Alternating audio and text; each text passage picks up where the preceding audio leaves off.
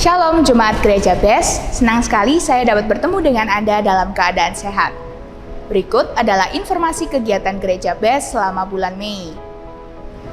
Kebaktian kenaikan Tuhan Yesus diadakan pada tanggal 26 Mei 2022 dengan jam ibadah seperti ibadah hari Minggu.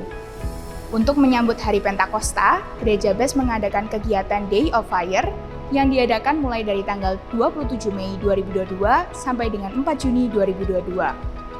Untuk ibadah Pentakosta diadakan pada tanggal 5 Juni 2022.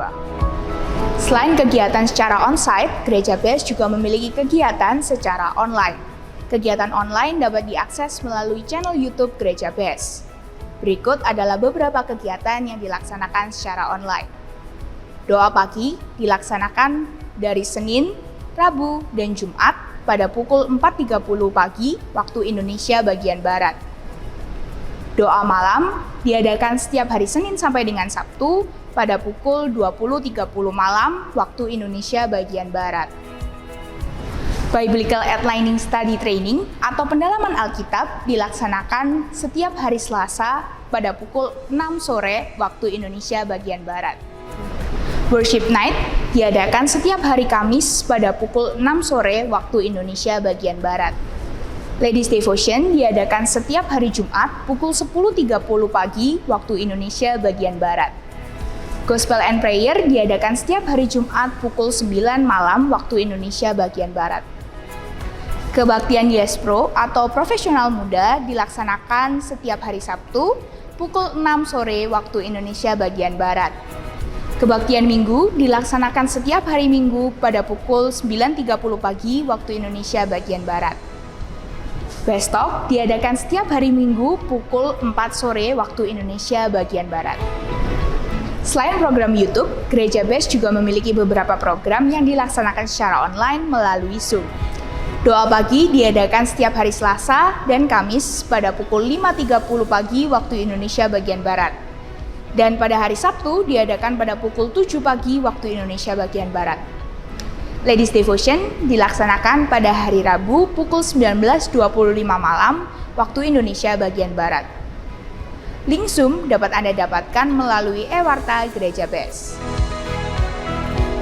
Sekolah Tinggi Teologi Adiwacana Surabaya menerima pendaftaran mahasiswa baru hingga tanggal 31 Agustus 2022. Bagi Anda yang tertarik dan ingin mendapatkan informasi lebih mengenai sekolah tinggi tersebut, bisa melakukan scan barcode yang tertera di layar.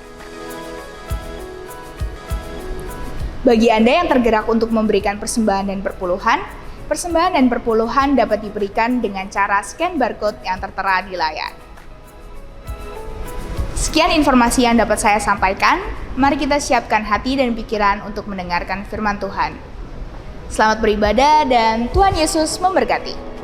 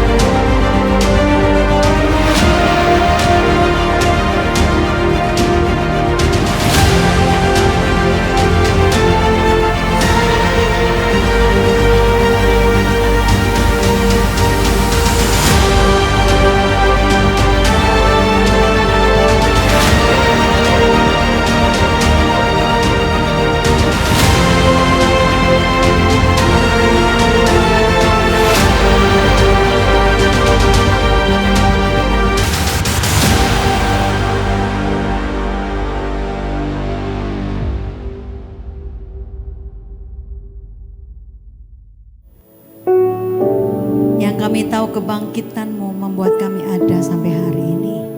Pengorbanan-Mu selalu membuat kami ada sampai hari ini. Kami bersyukur buat hari yang baru, buat waktu yang baru yang Tuhan beri buat setiap kami. Sepekan ini Kau selalu ada buat kami, memberkati, menyertai, memulihkan, menyembuhkan. Pagi ini kami mau ada untuk Tuhan, menyanyi yang terbaik, menyembah yang terbaik, bermazmur yang terbaik, bahkan mendengar suara Tuhan dengan hati dan telinga yang terbaik buat Tuhan. Karena kami selalu menerima yang baik dari Tuhan. Ini ibadah-Mu, ini jemaat-Mu. Kau mengurapi, Kau menjamah, memulihkan, menyembuhkan setiap kami. Kami pulang membawa satu sukacita baru, firman yang baru, iman yang baru bersama dengan Tuhan. Terima kasih Tuhan, terima kasih. Kami membuka ibadah siang hari ini bersama Tuhan, untuk Tuhan, dan bagi Tuhan. Di dalam nama Yesus, semua yang dipelihara Tuhan bersama kita berkata, Amin. Amin. Puji nama Tuhan. Silakan duduk kembali.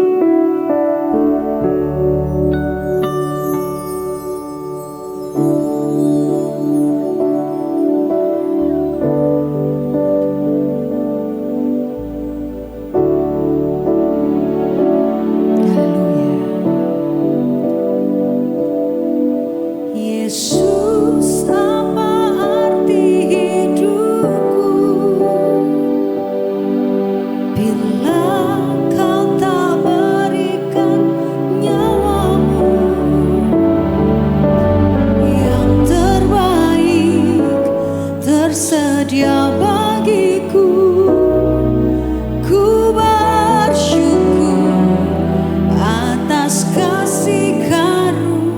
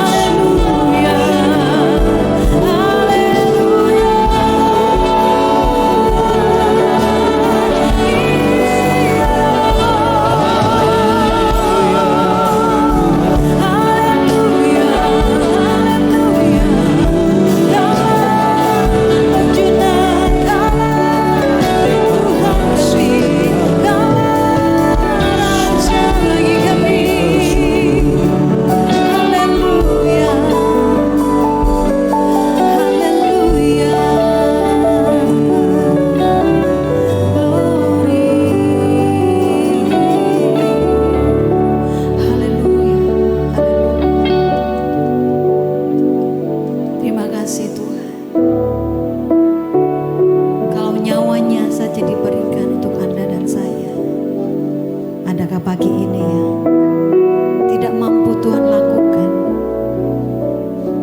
bagi kita semua?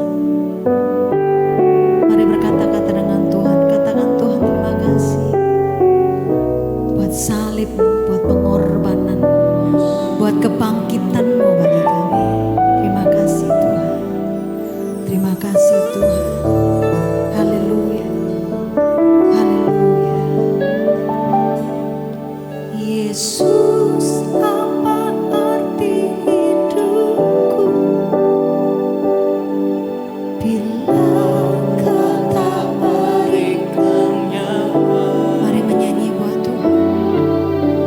Yang terbaik tersedia bagi kami bersyukur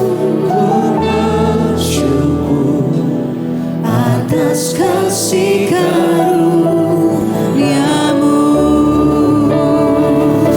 Mari kita bangkit diri bersama berkata, Yesus, apa arti yang terbaik kita terima. yang terbaik tersedia bagiku? Ku bersyukur atas kasih karunia-Mu. Mari angkat tangan lagi berkata, Yesus ini kami. Yesus, apa arti hidupku? Bila Kau tak berikan nyawa-Mu.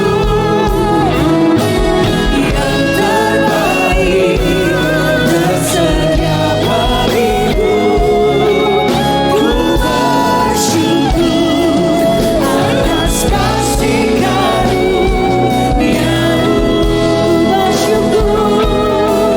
Ku bersyukur atas kasih karunia-Mu.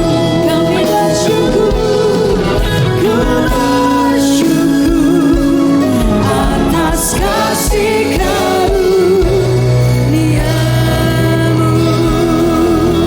Berikan tepuk tangan saudara-saudara bagi Raja. Haleluya. Terpuji nama-Mu Tuhan.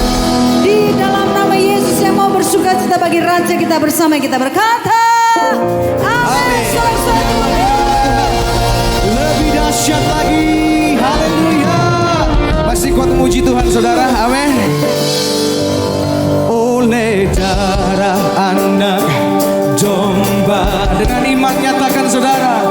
Oleh kesaksian kita. Iblis dikalahkan. Iblis dikalahkan. Kuasanya dihancurkan oleh darah anak domba. Berikan tepuk tangan bagi Tuhan kita saudara. Amin.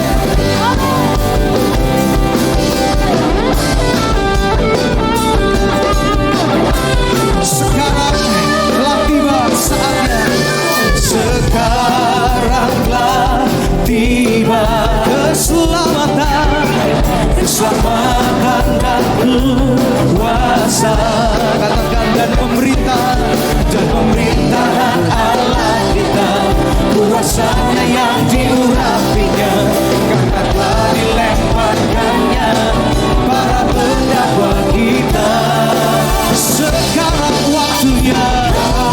Sekarang tiba.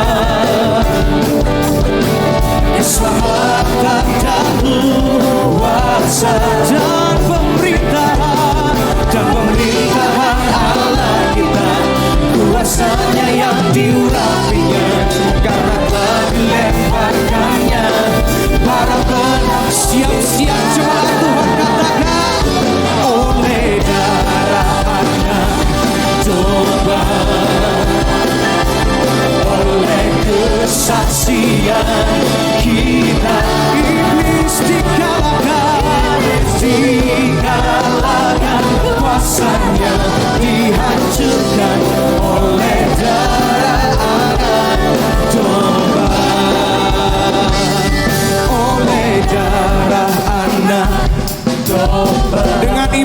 nyanyikan pujian ini saudara.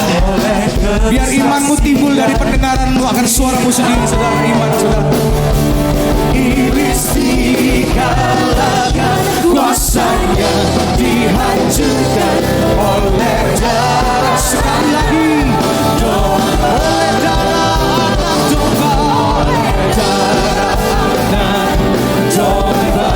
Oleh kesaksian.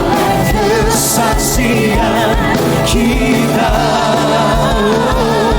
Iblis dikalahkan, kuasanya dihancurkan oleh darah anak, oleh darah anak, oleh darah anak domba.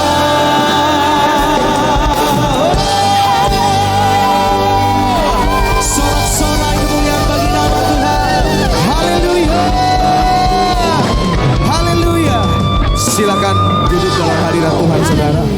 Saudara mau terima berkat firman Tuhan pada siang hari ini, boleh lambaikan tanganmu, saudara kasih tepuk tangan buat Tuhan kita. Tuhan yang mengasihi setiap kita.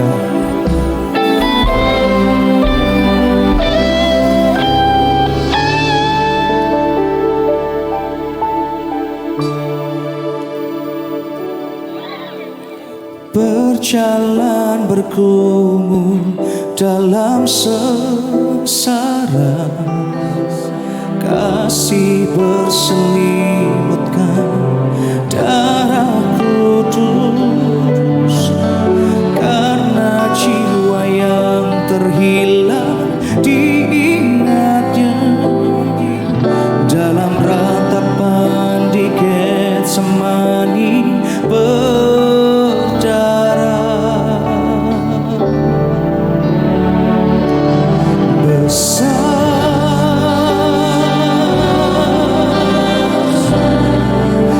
Kasih setiamu Tuhan,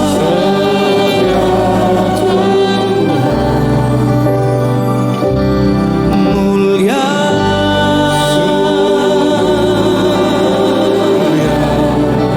pengorbananmu Tuhan, darahmu tercurah di Kalvari, bukti cintamu terbesar bagiku. Sekali lagi tepuk tangannya bagi dia saudara. Saya undang semua kita nyanyikan pujian ini karena Berjalan bergumul dalam sengsara, kasih berselimutkan darah kudus, karena jiwa yang terhilang diingatnya dalam ratapan di Getsemani berdarah.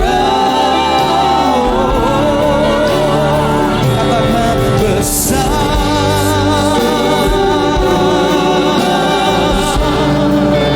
kasih setiamu Tuhan, sungguh mulia, mulia.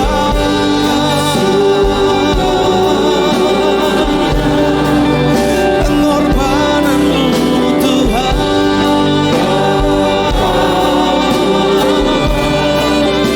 darahmu tercurah di Kalvari, bukti cintamu besar, besar.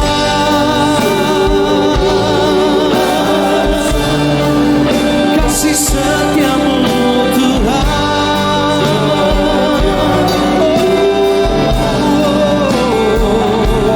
mulia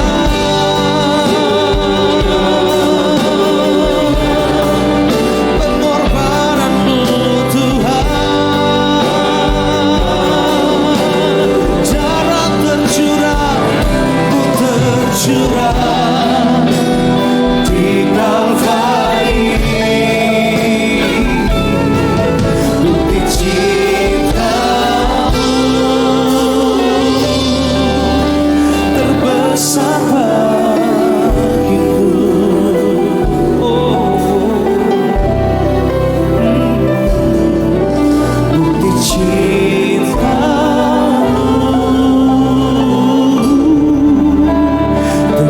besar bagiku.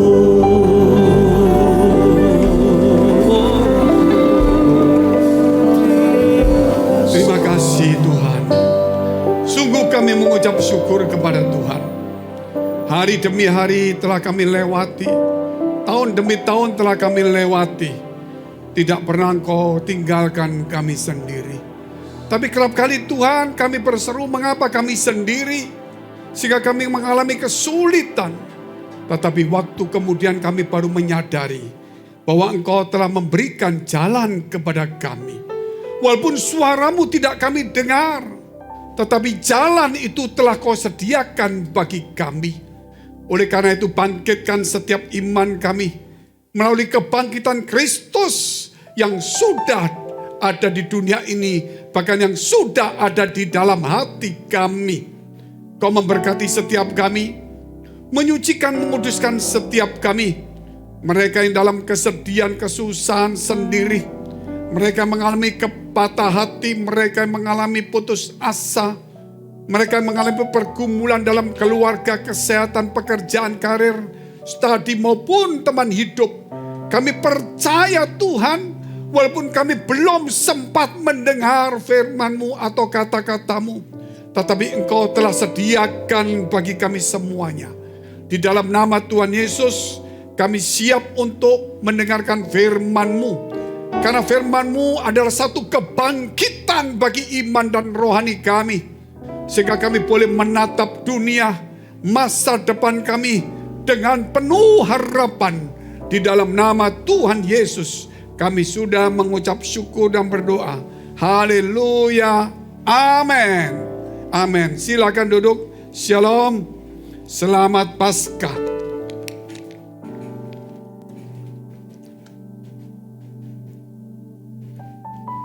Tema kita hari ini bukti dan tujuan kebangkitan Yesus. Saudara, kalau kita melihat kebangkitan Kristus itu secara umum kita tahu, yaitu Dia untuk menunjukkan bahwa Dia adalah Tuhan. Untuk menunjukkan bahwa Dia tidak dikalahkan oleh maut. Untuk menunjukkan kepada dunia bahwa Tuhan Allah yang disembah adalah Tuhan yang hidup. Kalau kita berkata Tuhan itu hidup, di mana kita tahu hidupnya? Dia hidup selama-lamanya, kita tahu dari mana? Oleh sebab itu Dia turun ke dunia dan Dia harus mati. Dan kemudian kematian tidak bisa menahannya. Tanpa dibangkitkan, tanpa diperintah, tanpa dikomando, tanpa didoakan, Yesus bangkit sendiri. Supaya kita tahu bahwa Allah itu Allah yang hidup. Walaupun saudara kita melihat sejenak Dia harus mati. Mati bukan karena secara normal manusia mati. Itu menunjukkan kalau Yesus 100% manusia mati tanpa 100% Allah. Karena tiba-tiba Dia mati seperti nasib kita. Tetapi Yesus mati itu sudah dinubuatkan. Sudah Dia katakan 7 kali lebih. Sampai Dia pernah berkata juga kepada orang-orang para imam dan orang Farisi yang ada di bait Allah. Ketika Dia membongkar, bangkirkan, menjungkil, balikkan meja penukaran uang. Itulah menunjukkan saudara bahwa bait Allah tidak boleh dikotori dengan hal-hal uang. Walaupun uang itu kita butuhkan, tapi bukan Tuhan atas hidup kita. Ketika Dia bongkar, bangkir, dan jungkir balikkan, para imam, ahli Taurat berkata, tunjukkan buktinya. Kalau kamu berhak untuk membersihkan bait Allah ini, apa wewenangmu? Gitu. Siapakah engkau ini? Maka Yesus menjawabnya, robohkan bait Allah ini. Aku akan membangunnya dalam 3 hari. Berarti Dia betul-betul berani saudara. Mereka berkata, Kita membangunnya 40 tahun lebih. Bagaimana kamu akan membangunnya? Seandainya kalau mereka merobohkannya pun juga saudara mereka takut. Karena bagi dia bait Allah itu sakral. Kadang-kadang bait Allah itu bagi mereka sudah mengalahkan Tuhan. Mereka bisa datang ke bait Allah. Mereka berdoa. Mereka datang ke bait Allah. Mereka cuci tangan dan sebagainya. Tetapi hati mereka belum tentu ada Tuhan. Mungkinkah gereja kita juga menggantikan Tuhan itu sendiri? Engkau datang di gereja sudah merasa cukup. Engkau datang di gereja sudah merasa nyaman dan bebas. Berarti gereja telah menggantikan Tuhan. Gereja adalah rumah Tuhan. Bukan Tuhan itu sendiri. Kalau saudara sudah datang di gereja, saudara wajib untuk mencari Tuhan di dalam gereja itu. Bukan mengadu nasib dan mencari keuntungan. Karena gereja bukan Tuhan. Oleh sebab itu saudara, maka Tuhan pun berkata, robohkan bait Allah ini. Aku akan membangunnya 3 hari. Mereka bingung. Mereka bertanya-tanya.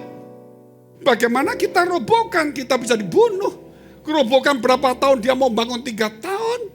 Gimana cara ngangkat batunya? Susah sekali.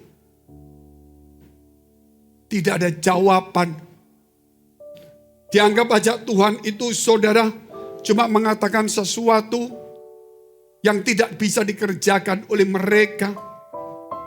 Sehingga bukti itu tidak ada.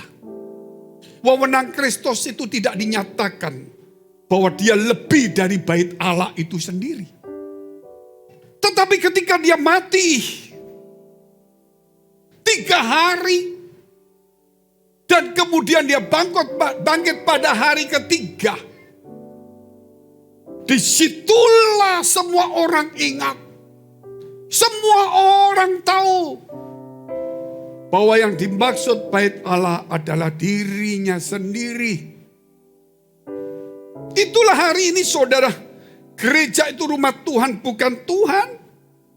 Hidup saudara itu rumah Tuhan bukan Tuhan. Sehingga ketika saudara sudah menjadi orang Kristen, jangan menentukan, memutuskan sendiri tanpa melibatkan Tuhan di dalamnya. 37 tahun kemudian, bait Allah diruntuhkan oleh Jenderal Titus. Karena sebelumnya Tuhan berkata sambil menatap bait Allah dari Bukit Zaitun, bahwa tidak satu batu pun akan tersusun rapi di bait Allah ini. Semua akan diruntuhkan. Yesus tidak menganggap sakral bait Allah. Saudara menghormati rumah Allah, iya. Tapi saudara tidak boleh memberhalakan rumah Allah. Karena Tuhan itulah yang harus menjadi Tuhan kita. Dari situlah sampai hari ini bait Allah tidak dibangun. Menunjukkan satu hal. Bahwa Yesus itu adalah bait Allah sesungguhnya. Itulah bukti saudara. Dan tujuan kebangkitan Yesus Kristus itu bukan hanya dia sebagai Tuhan saja. Bahwa sebenarnya kitalah yang dibangkitkan. Waktu dia mati bukan supaya dia hanya mati untuk demonstrasi, dia bangkit. Sebenarnya saat itu kita juga lah yang mati. Walaupun kita belum lahir di sana. Sebab itu jauh selanjutnya para rasul dan murid-murid menuliskannya. Bahwa kita telah dibaptis dalam kematian Kristus. Maka kita akan dibangkitkan bersama Kristus. Kematian Kristus adalah kematian kita juga. Kebangkitan Kristus adalah kebangkitan kita juga. Mungkin saudara lihat gitu, oh ya bagus, artinya Perjanjian Lama sudah menuliskan itu. Bahwa Yesus mati itu sebenarnya kita yang mati. Dia bangkit, sebenarnya kita yang bangkit. Bahwa hari ini saudara, kita sudah mati di dalam dosa. Dan hari ini kita bangkit di dalam roh Tuhan. Dalam harapan kuasa kebangkitan itu sendiri. Kita lihat dulu Hosea pasal 6 ayat 1 dan 3. Ini ayat yang memang menjadi remah saya puluhan tahun yang lampau. Itu yang mengubah cara pandang saya tentang kematian dan kebangkitan Yesus Kristus. Dan kerap kali kita lupa untuk membaca atau melewatinya. Saya bacakan pelan-pelan. Mari kita berbalik kepada Tuhan. Sebab dialah yang telah menerkam dan yang akan menyembuhkan kita. Yang telah memukul dan yang akan membalut kita. Ayat 2. Ia, Tuhan, akan menghidupkan kita sesudah 2 hari. Sesudah 2 hari. Berarti pada hari yang ketiga, ia akan membangkitkan kita. Dan kita akan hidup di hadapan Tuhan. Ayat 3. Marilah kita mengenal dan berusaha sungguh-sungguh mengenal Tuhan. Ia pasti muncul seperti fajar. Ia akan datang kepada kita seperti hujan. Seperti hujan pada akhir musim yang mengairi bumi. Dari sini kita melihat kita harus bertobat. Kita harus berbalik. Dia yang mengizinkan. Dia yang menaruh buah pengetahuan. Dia yang menghukum kita. Walaupun karena dosa, karena iblis. Tapi dia yang akan menyelamatkan kita kembali. Dan saudara, kita akan dikatakan mati. Dan kemudian setelah 2 hari. Dan pada hari ketiga kita akan dibangkitkan. Supaya kita hidup di dalam Tuhan. Marilah kita sungguh-sungguh mengenal akan Dia. Itulah tujuannya. Jadi saudara, kita tahu sekarang. Kebangkitan, kematian Yesus, kenaikan, kita tahu. Bahwa Dia adalah Tuhan dan Allah itu sudah nyata. Kita datang, kita merayakan itu sudah pasti. Kita diselamatkan karena iman itu sudah pasti. Tetapi sekarang kita harus tahu. Waktu Yesus mati di kayu salib. Manusia yang sudah ada sejak dulu. Yang sudah meninggal. Dan manusia yang akan datang belum lahir. Sesungguhnya pada hari itu. Kita semua yang disalibkan di sana. Bersama Kristus itu. Tapi kemudian pada hari ketiga Dia bangkit. Itulah kita semua manusia sebelum Yesus. Dan yang belum lahir waktu Yesus dibangkitkan juga. Bahwa kita telah mati di dalam dosa kita. Sekarang kita bangkit untuk hidup di hadapan Tuhan. Dan tidak ada yang lain. Mari kita belajar mengenal sungguh-sungguh. Saudara, tentang Tuhan. Maka apa yang terjadi adalah satu perjanjian. Jika kita mengenal Tuhan dengan sungguh-sungguh. Perjanjian. Setelah kita mengadakan perjanjian, kita lakukan perjanjian itu. Maka janji satu saya terapkan, lakukan. Janji satu dilakukan pihak lain. Maka ia akan timbul seperti fajar.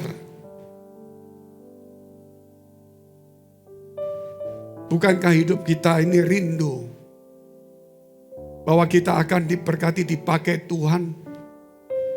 Kita akan timbul, saudara, kita naik. Tuhan itulah yang akan mengangkat kita semuanya. Kalau kita mengenal Dia dengan sungguh-sungguh. Sama seperti kalau kita melihat akar. Akar itu bukan kita. Tapi akar itu, saudara, kalau kita melihat, dia tumbuh. Tidak kelihatan. Akar itu di dalam. Merambat. Baru muncul pelan. Kelihatan. Orang melihat apa yang dilihat dia. Tapi orang tidak melihat mengapa dia tumbuh. Ada akar yang menopangnya. Saudara melihat orang lain tumbuh, dipakai, Tuhan diberkati. Saudara iri, tapi tidak pernah melihat siapa yang menerbitkan dia. Sehingga dia menjadi fajar yang terang itu. Kemudian tumbuhlah tumbuh-tumbuhan ini. Dan dia harus berbuah. Dan berbuah. Jikalau tidak berbuah, dipotonglah. Itulah sebabnya hari ini setelah kita yang mati dan dibangkitkan, kita harus berbalik. Kita harus hidup di hadapan Tuhan dan sungguh-sungguh mengenal Dia. Katakan sungguh-sungguh mengenal Dia. Sekali lagi, 1, 2, 3. Tidak ada yang lain. Lihat poin pertama, kita lihat. Hidup dalam kebangkitan iman. Hidup dalam kebangkitan iman. Kita lihat dulu, saudara, firman Tuhan.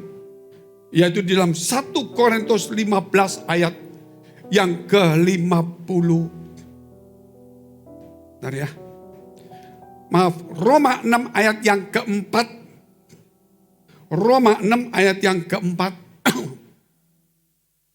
Dengan demikian kita telah dikuburkan bersama-sama dengan Dia oleh baptisan dalam kematian. Amin. Supaya sama seperti Kristus telah dibangkitkan dari antara orang mati oleh kemuliaan Bapa, demikian juga kita akan hidup dalam hidup yang baru. Hidup kita adalah hidup yang baru. Hidup oleh Tuhan. Hidup yang mengenal Tuhan.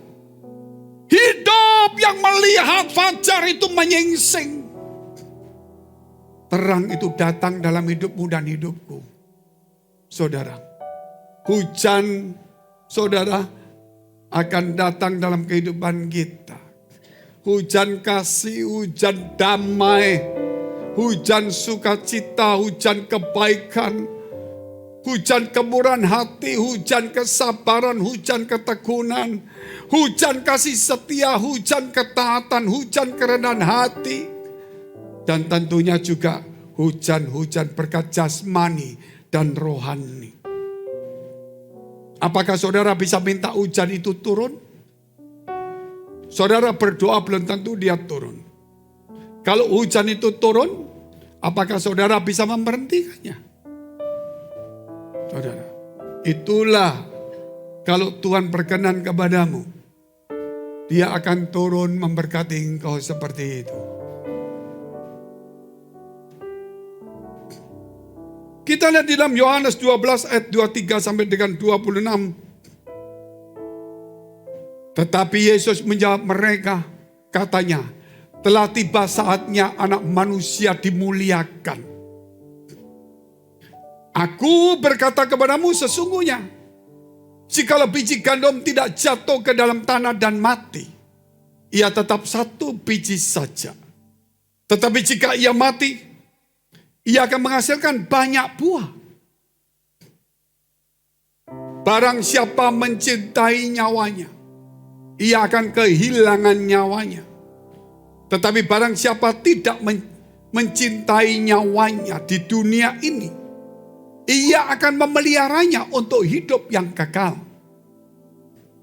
Barang siapa melayani aku, ia harus mengikut aku.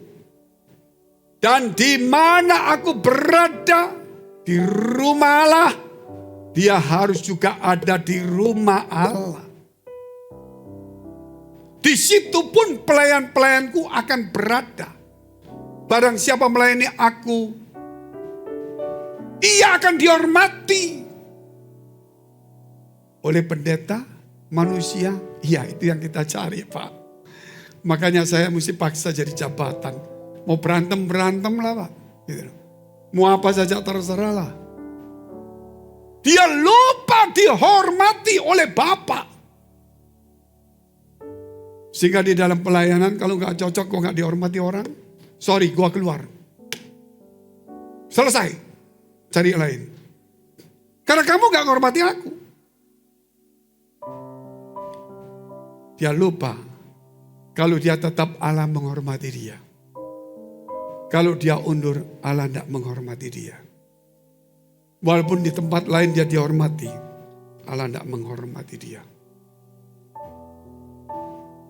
Saudara renungkan firman ini, saudara.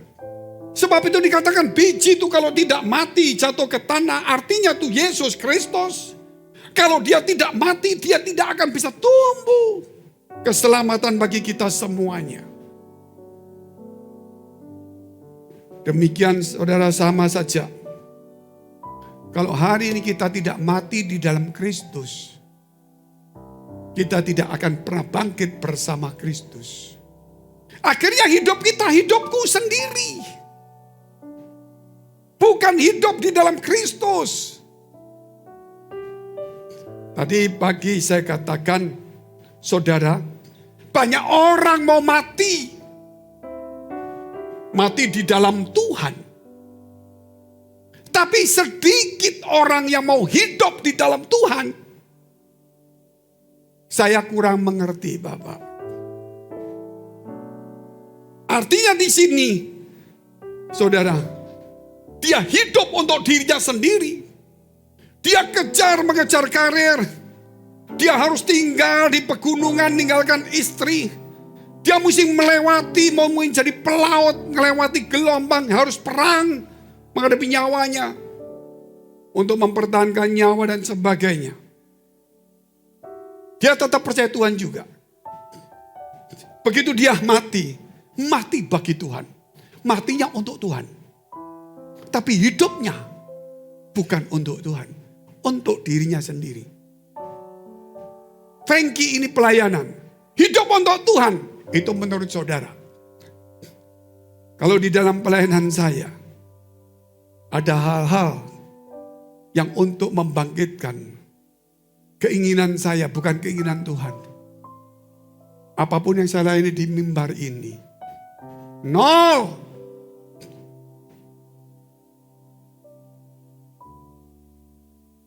Akhirnya kalau mati, wah mati untuk Tuhan. Iya, karena percaya Tuhan. Tapi hidupnya tidak pernah hidup untuk Tuhan.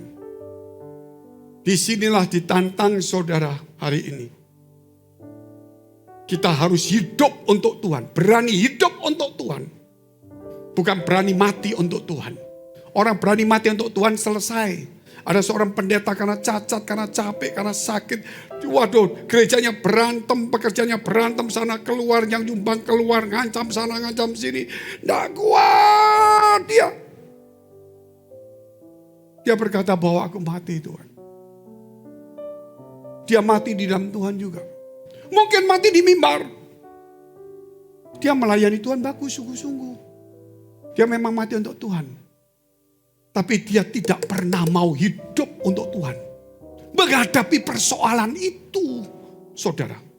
Dia ingin mengakhirinya. Hari ini kau dan saya punya kesempatan hidup untuk Tuhan. Jangan bicara mati untuk Tuhan. Setelah kita hidup untuk Tuhan, baru kita mati untuk Tuhan. Katakan amin dulu saudara.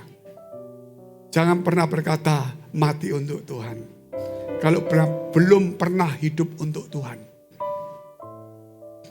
Untuk berkata hidup untuk Tuhan terlalu panjang lebar. Kita ambil dulu firman Tuhan di dalam 1 Korintus 15 ayat 42. Yaitu poin kedua. Hidup oleh roh bukan daging. Nah inilah. Kalau mau hidup untuk Tuhan. Hidup oleh roh bukan oleh daging.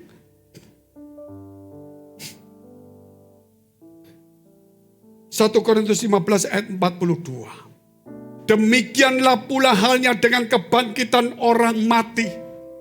Ditaburkan dalam kebinasaan. Dibangkitkan dalam ketidakbinasaan. Waktu Yesus mati saudara.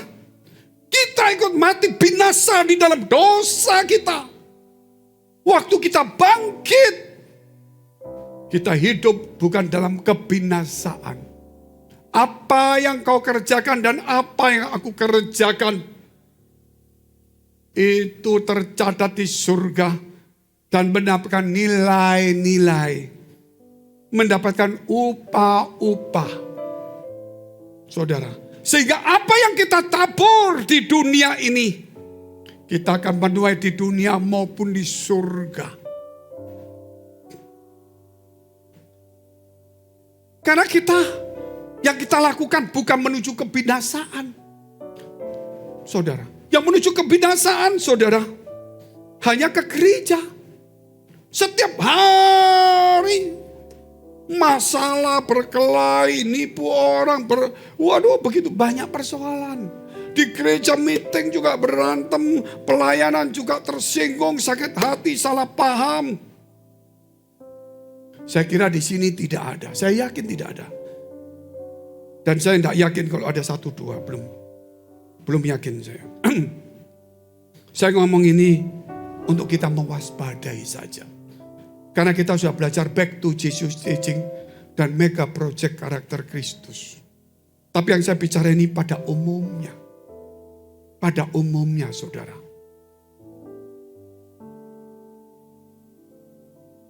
Apa yang kita lakukan saudara?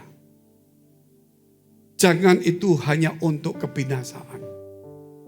Salah satu contoh yang Tuhan pernah katakan. Hai orang kaya yang bodoh. Kamu menimbun hartamu. Membangun gudang. Setelah itu kamu berkata, hai jiwaku. Sekarang beristirahatlah karena semua kekayaan sudah ada. Firman Tuhan berkata, hai orang bodoh, hari ini juga nyawamu diambil. Untuk apakah kekayaanmu itu? Untuk kebinasaan. Dia setiap hari kerja untuk menimbun kekayaan. Sehingga ada orang kaya yang setiap hari pesta pora melakukan hidupnya. Tapi untuk kebinasaan. Sedangkan ada kesempatan untuk menabung di surga. Seorang miskin Lazarus datang kepada dia. Dia tidak memberikan makan. Dan Lazarus itu makan remah-remahnya. Makan sisa-sisa ampasnya. Maka matilah dua-dua. Yang satu mati kekurangan gizi. Yang satu mati karena kolesterol. Sama-sama. Yang kaya saudara ada di tempat lautan Nabi. Lazarus miskin ada di pangkuan Abraham. Saya tidak katakan orang kaya pasti masuk neraka. Orang miskin masuk surga. Nanti saudara jadi miskin semua. Bukan. Maksud saya orang kaya ini saudara. Hidupnya melakukan untuk kebinasaannya. Kita ingin supaya kalau saudara mungkin diperkaya. Mungkin saudara diberkati dan sebagainya. Jangan melakukan untuk yang binasa. Tapi untuk yang hidup. Bagaimana caranya? Tuhan selalu berkata. Pakailah mamon itu. Saudara. Jangan sampai kita dipakai mamon. Kalau saudara kaya silakan.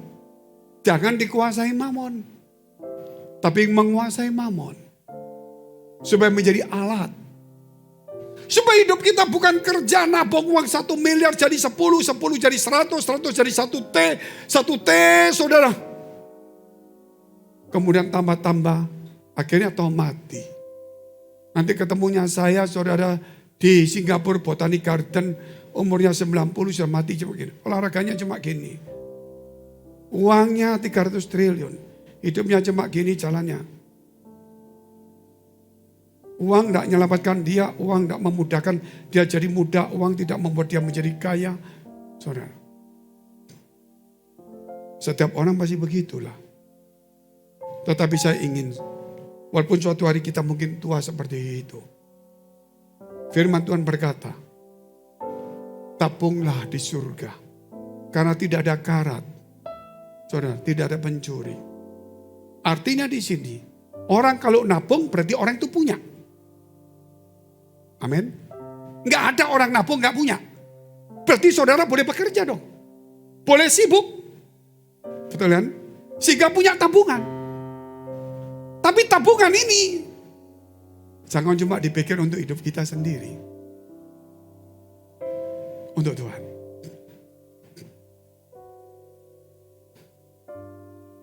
Oleh karena itu saudara, Tuhan selalu berkata apa? Memulai dengan roh, mengakhiri dengan daging. Pertanyaan bagi saya juga. Dulu Fengki ke gereja, wih luar biasa lari ke gereja. Mau nunggu hari-hari Minggu bagaimana, kok gak datang-datang. Rindu di Minggu saudara. Kepingin di Minggu, kepingin ketemu Tuhan. Cuek sama semua orang pokoknya. Nangis sendiri. Lambat laun. Rindu ke gereja. Karena supaya dapat jabatan. Rindu ke gereja. Supaya dihormati orang. Rindu ke gereja. Supaya cari mangsa. Rindu ke gereja. Supaya cari rezeki. Siapa tahu ada orang-orang yang bisa ditipu. Akhirnya saudara. Yang terakhir itu bisa larinya kemana saudara? Dia tidak lagi rindu ke gereja. Karena tidak menguntungkan bagi dia. Sudah hilang kasih semula. Tidak ada orang memulai dengan daging mengakhiri dengan roh. Tidak pernah ada di gereja. Orang percaya memulai dengan daging mengakhiri dengan roh. Orang kalau dijamah Roh Kudus menjadi percaya. Saat itu mau tidak mau, saudara, roh bekerja. Akhirnya daging.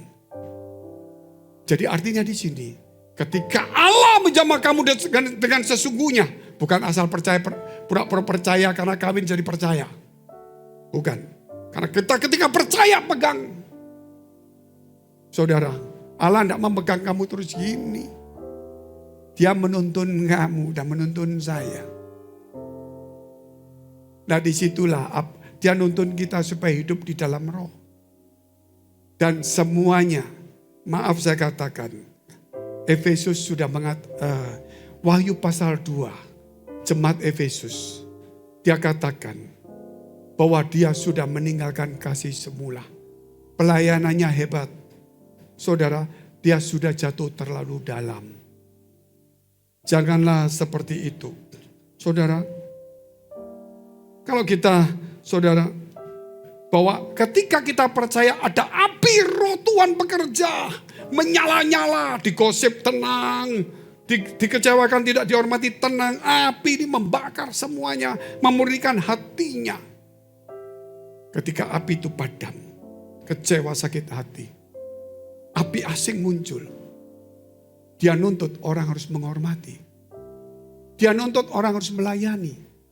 Dia merasa tidak puas dengan pendeta, tidak puas dengan kursi, tidak puas dengan tempat, tidak puas dengan kondisi, tidak puas dengan tempat, tidak puas dengan organisasi, tidak puas dengan ini. Dulu yang puas menjadi tidak puas. Tempat yang sama, beda pendapatnya, karena apinya beda. Sepertinya di zaman Musa. api asing masuk. Bukan api Roh Kudus. Semangatnya bukan mencari kebenaran. Tetapi semangatnya membenarkan dirinya sendiri. Membenarkan diri sendiri. Hal yang ketiga kita lihat di dalam 1 Korintus 15 ayat 22.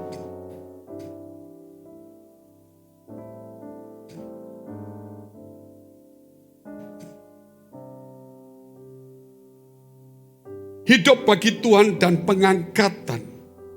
1 Korintus 15 ayat 52. Dalam sekejap mata pada waktu bunyi nafiri yang terakhir. Sebab nafiri akan berbunyi dan orang-orang mati akan dibangkitkan. Dalam keadaan yang tidak binasa. Dan yang masih hidup kita semua diubah. Ketika nafiri itu mulai ada, mulai terdengar. Loh kenapa? Karena kita sudah dibaptis dalam kematian. Kita sudah dibangkitkan bersama dengan Kristus. Hanya kita menunggu Kristus itu datang secara fisik di awan-awan. Dan disitulah tubuh kita berubah seperti tubuhnya Kristus. Yang bisa tembus tembok, bisa dipegang, bisa makan. Bisa ada lantainya, tidak ada lantai pun tetap berdiri. Waduh saudara. Gak usah ngomong sakit lagi, gak perlu. Gak ada lagi saudara. Dan saya mau beritahu saudara. Saya ingin kasih tahu pesan ini. Di dunia sudah mengatakan di koran-koran. Perang nuklir, perang nuklir. Orang Kristen Amerika, orang Kristen Eropa yang masih Kristen. Takut semua. Orang Indonesia, saudara, gak takut bagi yang gak tahu. Yang Kristen takut. Saya mau kasih tahu, perang nuklir belum terjadi. Seandainya pun terjadi itu hanya kecil-kecil peringatan. Tidak akan terjadi. Tuhan yang menguasai semuanya. Kalau perang nuklir terjadi, berarti sudah kiamat. Tidak ada pengangkatan, tidak ada yang lain. Waduh, kalau begitu Pak, saya lihat media ini. Ini. Saudara sudah menjadi pengamat politik, pengamat ekonomi, pengamat rohani yang hebat di media. Ngomong sana, ngomong sini, hakimi sana, hakimi sini. Ngomong semuanya. Saya mau kasih tahu saudara, karena banyak pendeta tanya saya juga. Saya ingin kasih tahu saudara, ini penting kecil aja. Bahwa semua yang terjadi sekarang ini persiapan untuk masuk di dalam peperangan yang besar Harmagedon. Dan sebelum Harmagedon, saudara, di antaranya itu ada pengangkatan. Jadi Pak, saya pro ini Pak. Oh, karena dia Kristen. Saya ini Kristen gak perlu pro kiri kanan. Saudara punya pendapat masing-masing gak apa-apa. Di gereja pendapat berbeda, Yesusnya tetap sama. Dunia akan berubah Bapak Ibu. Ruling power saya sudah ngomong ulang-ulang akan pergantian kekuasaan. Yang merasa tertindas ini semua dari bangsa-bangsa ini mulai ngelawan yang menindas. Loh Pak Fengki kok pro kanan? Saya kasih tahu dulu. Bahwa yang besar-besar itu dia akan kalah pamor. Akan digantikan yang ini. Loh kok bisa begitu Pak? Kalau dia tidak dikalahkan dalam satu waktu, tidak ada perang Harmagedon.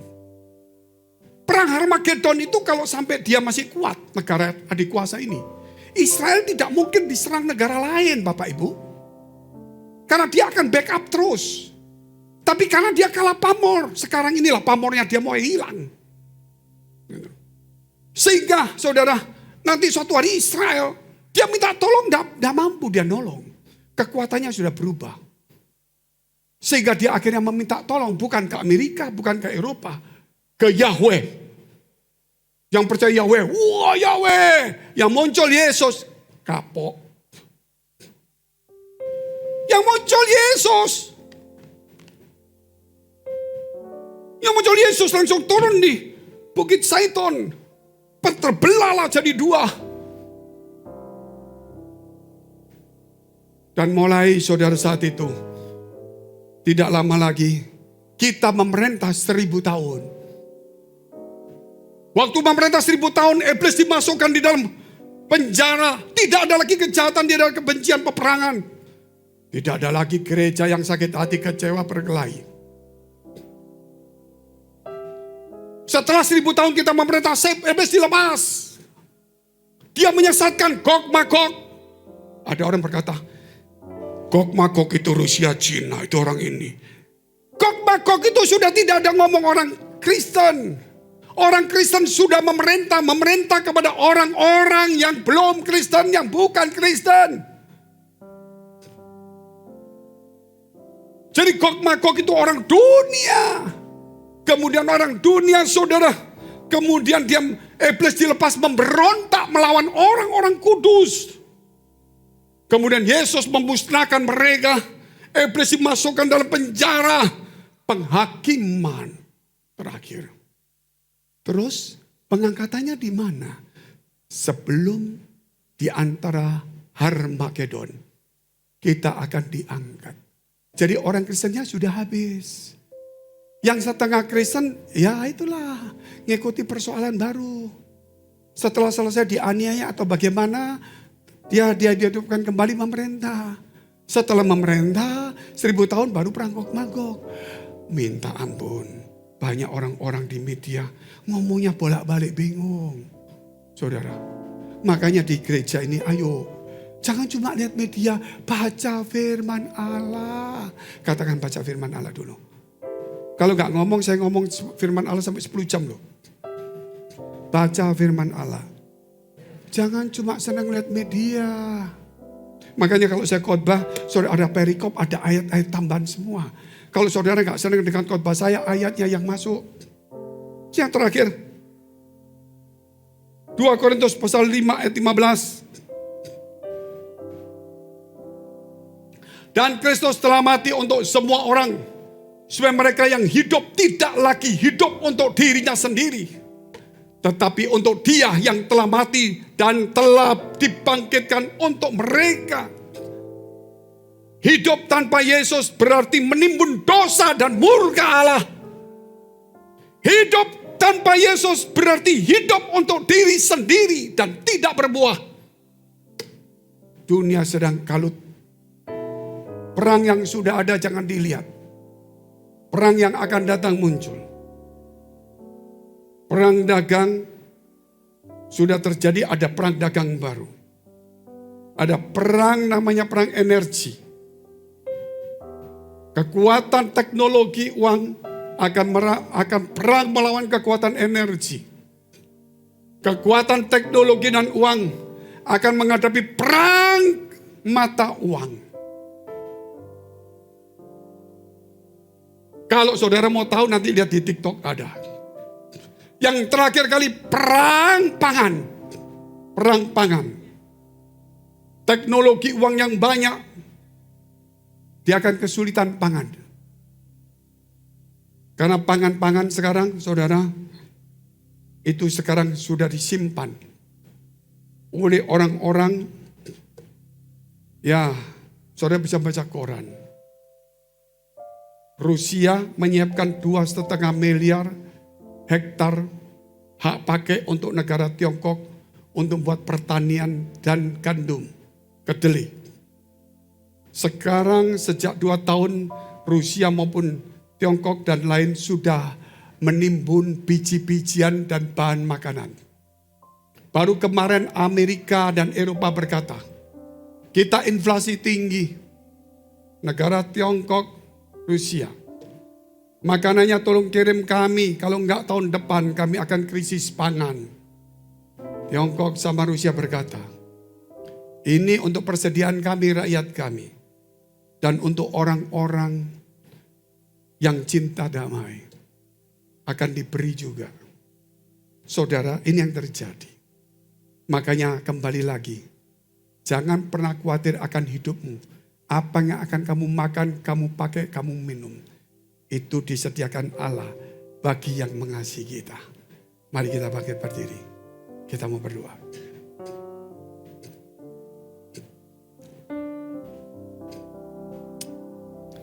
Glory, haleluya, haleluya. Glory, syukur, syukur, syukur. Biar setiap umatmu menangkap firman ini. Bahwa kamilah yang sebenarnya yang mati. Kamilah sebenarnya yang bangkit. Kami sebenarnya yang berbalik. Kami sebenarnya yang berusaha mencari. Belajar sungguh-sungguh mengenal Tuhan. Maka terang itu akan muncul.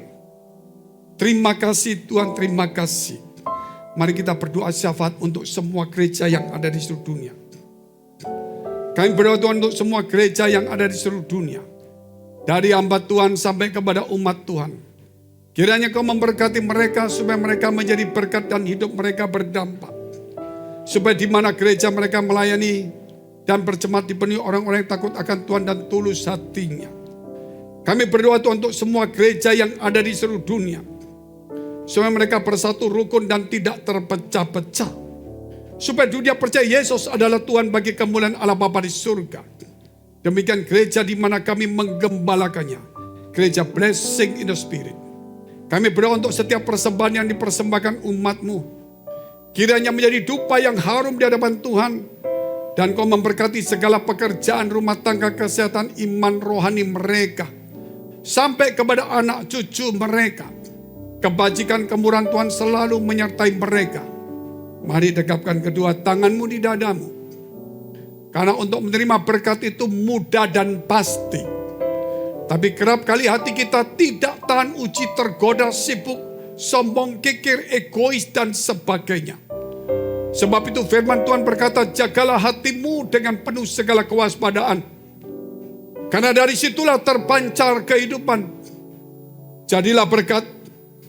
Dan terimalah berkat rahmat anugerah dari Allah Bapa di surga. Di dalam putra tunggalnya Yesus Kristus yang sudah mati bagi dosa-dosa kita. Dan bangkit pada hari ketiga sehingga kita punya Tuhan Allah yang hidup. Dan iman kita bukan kepada Tuhan yang mati. Dan Dia naik surga menyediakan rumah bagi kita. Sehingga kita punya pengharapan yang pasti. Dan Dia akan datang kedua kali menjemput gereja jemaat dan umatnya. Yang berjaga-jaga kudus, dewasa dan bijaksana serta menghakimi dunia. Di dalam persekutuan dengan Roh Kudus membuat hati kita berkobar-kobar. Roh kita menyala-nyala. Sehingga kita senantiasa di dalam kasih semula kepada Tuhan. Roh Kudus menghibur, menguatkan, memelihara, menginsyafkan. Menuntun, memimpin kita kepada kebenaran dan kekudusan. Dan membuat kita menjadi saksi Kristus mulai hari ini sampai selama-lamanya. Kita akhiri dengan doa yang diajarkan Tuhan Yesus pada kita. Bapa kami yang ada di surga, dikuduskanlah namamu, datanglah kerajaanmu, jadilah kehendak-Mu di bumi seperti di surga. Berikanlah kami pada hari ini makanan kami yang secukupnya, dan ampunilah kami akan kesalahan kami, seperti kami juga mengampuni orang yang bersalah pada kami. Dan janganlah membawa kami ke dalam pencobaan, tetapi lepaskanlah kami daripada yang jahat. Karena Engkau yang punya kerajaan dan kuasa dan kemuliaan sampai selama-lamanya. Amin. Silakan duduk. Tuhan Yesus memberkati.